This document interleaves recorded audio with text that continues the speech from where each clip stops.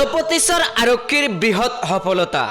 ৩১ KG ৯৬৫ গ্ৰাম গাঞ্জাসহ এজন ব্যৱসায়িক আটক গাঞ্জাৰ বিৰুদ্ধে বৰপেটাৰ আলোপতিছৰ আৰক্ষীৰ অব্যাহত আছে অভিযান যোৱা নিশা গাঞ্জাৰ বিৰুদ্ধে আলোপতিছৰ আৰক্ষীয়ে এক অভিযান চলায় আলোপতিছৰ আৰক্ষী থানাৰ ভাৰপ্ৰাপ্ত আৰক্ষী বিষয়া উজ্জ্বল পেগুৰ নেতৃত্বত এক গোপন খবৰৰ ভিত্তিত বৰপেটা জিলাৰ চেঙা সমষ্টিৰ উজিৰ ওচৰত এই অভিযান চলাইছিল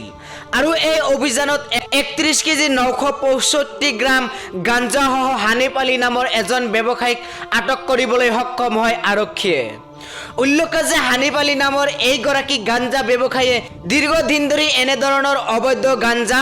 ব্যৱসায় চলাই আছিল ধৃত গাঞ্জা ব্যৱসায়ীজনক আৰক্ষীয়ে আটক আলোপতিছৰ আৰক্ষী থানাৰ ভাৰপ্ৰাপ্ত আৰক্ষী বিষয়া উজ্জ্বল পেগুৱে কয় যে নিচামুক্ত সমাজ গঢ়াৰ চেষ্টাৰে অব্যাহত থাকিব আমাৰ গাঞ্জা নাইবা আমাৰ দুৰ্নীতিৰ বিৰুদ্ধে অভিযান news desk report Assam news live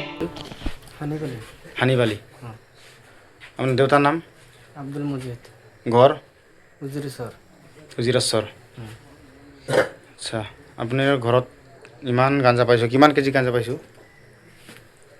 প্ৰায় ৩২ কেজি হয় আমি হানিপালি নামৰ এজন ব্যক্তি গ্ৰেপ্তাৰ কৰিছোঁ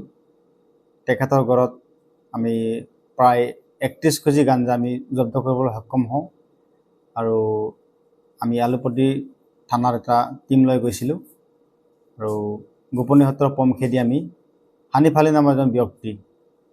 আমি আটক কৰিবলৈ সক্ষম হৈছে প্ৰায় ৩১ কেজি হ'ব আচলতে কি ব্যৱসায় কৰাৰ কাৰণে তেখেতে খোৱাৰ কাৰণে নিশ্চয় খোৱাৰ কাৰণে হয়তো অলপ পালোঁ হয় এতিয়াতো ৩১ কেজিৰ ওপৰত পাইছোঁ যেতিয়া ব্যৱসায় হ'ব খবৰ কোনে দিলে আমাৰ গোপনীয় খবৰ আছে গোপনীয় আমি এতিয়াতো 2:38 বাজিল আজিতো এতিয়া 17 তাৰিখ হৈ গ'ল আমি 16 তাৰিখৰ ৰাতি 11টা 11:30 মানত আমি ধৰিছোঁ এনেকুৱা 16 তাৰিখত এনেকুৱা অভিযান চলি থাকিব হয় অভিযান নিশ্চয় চলিব আৰু ইতিমধ্যেতো আমাৰ বৰ্তমানৰ মাননীয় SP ছাৰে আমাক আগতেই এটা নিৰ্দেশ দিয়া হৈছে যে তেনেকুৱা ড্ৰাগছ আৰু গাঞ্জা বিৰোধী অভিযান চলাবৰ কাৰণে যাতে এখন মানে নিচামুক্ত এখন সমাজ গঢ়িব পাৰে সেই সংকল্পৰে আমি অভিযান অব্যাহত ৰাখিছোঁ নিচামুক্ত এখন যাতে সমাজ গঢ়ে তাৰ বাবে আমি অভিযান অব্যাহত ৰাখিছোঁ মাজে মাজে দেখা পাওঁ বৰ্তমান সমাজত ড্ৰাগছ লৈ কিবা এটা আতংক সৃষ্টি হৈছে দুটা তিনিটাকে কণ্ট্ৰল লৈ মানে ঘূৰি ফুৰি থাকে এই বিষয়ে কি ক'ব হয় এক নিচামুক্ত এখন সমাজ গঢ়াৰ লক্ষ্যৰেতো আমি অভিযান ধাৰাবাহিকভাৱে কৰি আছোঁ আৰু হাতেলিতে ধৰা পৰিবলৈ আমি সক্ষম হৈছোঁ আৰু তেনেকুৱা